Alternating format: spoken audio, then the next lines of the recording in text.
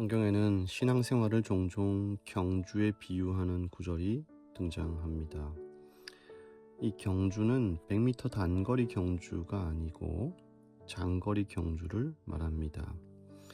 강한 힘으로 한 번에 모든 걸 쏟는 그런 달리기가 아니라 긴 호흡으로 때때로 포기하고 싶은 것을 참고 인내하며 적절히 체력을 분배하여 꾸준히 나아가는 것, 그것을 말하고 있습니다. 저는 2026년도 들어서 건강을 챙긴답시고 간단히 조깅을 하고 있습니다.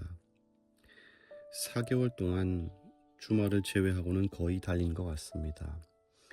덕분에 살도 좀 빠졌고요. 또 체력이나 건강도 좀 좋아진 것 같습니다. 달리기를 하고 나면 무엇보다 머리도 맑아져서 참 좋은 것 같습니다. 혼자 많은 생각을 또 할 수 있었고요. 생각이 잘 정리되는 느낌이 듭니다. 요즘 날씨가 참 좋은데 성도 여러분들도 가볍게 유산소 운동을 해보시기를 추천합니다. 장거리 러닝을 하기 위해서는 먼저 반드시 준비 운동이 필요합니다. 시작할 때는 결코 처음부터 질주해서는 안 되고요. 오히려 천천히 호흡을 가다듬으면서 체력을 안배하면서 한 걸음씩 조심스럽게 내딛어야 합니다. 매일 같은 코스를 같은 시간에 뛴다고 해도 5km 이상을 뛰게 되면 다리에 힘이 풀리고 때로는 주저앉고 싶을 때가 많습니다. 우리가 살아가는 인생도 어쩌면 장거리 달리기와 비슷한 것 같습니다. 결코 성급해서는 안 되고요. 인내와 끈기가 필요합니다. 그리고 잘 준비해야 하고 또 잘 마무리해야 합니다. 오늘 히브리서 12장은 인생의 마라톤을 하고 있는 저와 여러분에게 어떻게 하면 이 경주를 포기하지 않고 완주하여 영광의 면류관을 쓸 수 있을지에 대하여 말하고 있습니다. 그 방법에 대해서 3가지 정도 얘기하고 있는데요. 첫 번째 권면은 가볍게 하고 오직 예수님만 바라보는 것입니다. 경주하는 선수가 코트를 입고 뛰지는 않습니다. 등산 배낭을 메고 달릴 수는 없습니다. 1절에 보면 모든 무거운 것과 얼매기 쉬운 죄를 벗어버리고, 저와 여러분의 마음을 무겁게 하는 염려, 발목을 잡는 과거의 어떤 상처들, 그리고 반복되는 어떤 습관적인 죄들을 과감히 던져버리는 것입니다. 그것을 짊어진 채로는 결코 끝까지 갈 수 없어요. 2절에 믿음의 주요 또 온전케 하시는 이인 예수를 바라보자, 이렇게 기록하고 있습니다. 경주자가 땅만 보고 뛰다 보면 방향이 엇나갈 수 있습니다. 옆에서 뛰는 사람과 비교하면서 뛰면 페이스를 잃을 수 있습니다. 아까 말씀드렸듯이 많은 짐을 지고 뛰면요 금방 지칩니다. 어떻게 해야 되나요? 네, 모든 무거운 것을 가볍게 하고 어디를 바라봐야 되는 거예요? 목적지를 바라보는 것입니다. 우리의 목적지는 어디죠? 하늘입니다. 결승점에서 두 팔 벌려 우리를 기다리시는 예수님께 시선을 고정하며 살아가는 것입니다. 예수님은요, 우리보다 앞서 이 길을 걸어가셨습니다. 십자가의 고통을 앞서 참아내시고 승리하셨습니다. 그래서 그분을 바라볼 때 우리는 넘어져도 일어나 다시 달릴 힘을 얻는 것입니다. 두 번째는 고난을 사랑의 매로 받아들이는 것입니다. 장거리 달리기를 하다 보면 예상치 못한 통증과 시련이 찾아옵니다. 평소처럼 같은 길을 같은 페이스로 달려도 그날의 컨디션이나 주변 환경, 또 날씨에 따라서 유독 힘든 날들이 있습니다. 그럴 때 우리는 묻습니다. 하나님은 왜 하필 저에게 이런 시련을 주십니까? 그런 히브리서 기자는 말하죠. 그 고난이야말로 우리가 하나님의 누구라고요? 친자녀라는 증거라는 것입니다. 부모가 자녀들이 잘못된 길을 갈 때 매를 들죠. 남의 집 아이가 잘못했을 때는 그렇게 매를 들진 않습니다. 내 자녀니까 매를 들읍니다. 매가 필요한 것입니다. 마찬가지로 하나님이 시련을 허락하시는 이유도 이와 같습니다. 자기 자녀들을 하나님의 거룩하심에 참여하게 하려는 그분의 가르침이고 계획이고 뜻인 것입니다. 그래서 때때로는 두드려 맞는 매가 필요하고 연단의 시간과 인구의 시간이 필요한 것입니다. 세 번째는 공동체와 함께 길을 가는 것입니다. 이 경주는요, 나 혼자만 잘 뛰어서 되는 것이 아닙니다.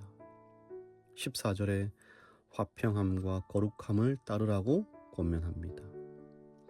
서로가 페이스메이커가 되어줘야 한다는 것입니다. 서로 경쟁하고 서로 싸우고 서로 앞서가기 위해서 뒷사람에게 다리를 걸고 이런 게 아니고요.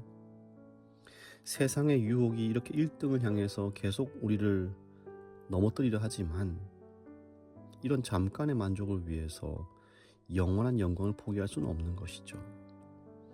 화평함과 거룩함을 따라서 공동체와 함께 우리 모두가 다 같이 결승점에 들어가는 것입니다. 사랑하는 성도 여러분, 우리가 지금 향하고 있는 곳 잊지 마시기 바랍니다. 구약의 백성들은요, 신의 산 그곳을 향하여 나아갔습니다. 그러나 우리는 이제는 시온산으로 나아가야죠.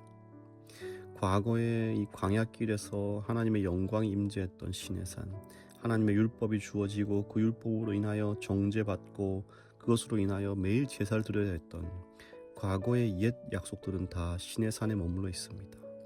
그러나 이제 주님께서 주신 새 약속은요, 시온산으로 향해 가게끔 하고 있는 것입니다. 이 세상의 돈과 권력은 결국 다 불타서 사라질 것들입니다. 그러나 우리가 그리스도 안에서 보게 될 그 나라는요, 영원한 나라인 것입니다. 28절을 함께 보겠습니다. 그러므로 우리가 흔들리지 않는 나라를 받았은즉 은혜를 받자. 이로 말미암아 경건함과 두려움으로 하나님을 기쁘시게 섬길지니.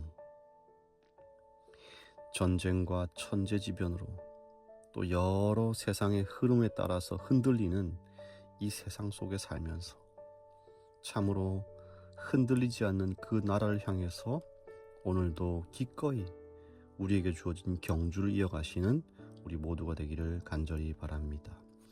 가려 뽑은 기별 1권 28페이지를 읽어드리겠습니다. 우리들에게 주신 말씀은 전진하라. 그대들의 개인적인 의무를 수행하라. 그리고 모든 결과들은 하나님의 손에 맡기라는 것이다. 만약 우리들이 예수께서 길을 인도하신 대로 전진한다면 우리들은 주님의 승리를 보게 될 것이며 주님의 기쁨을 같이 맛보게 될 것이다.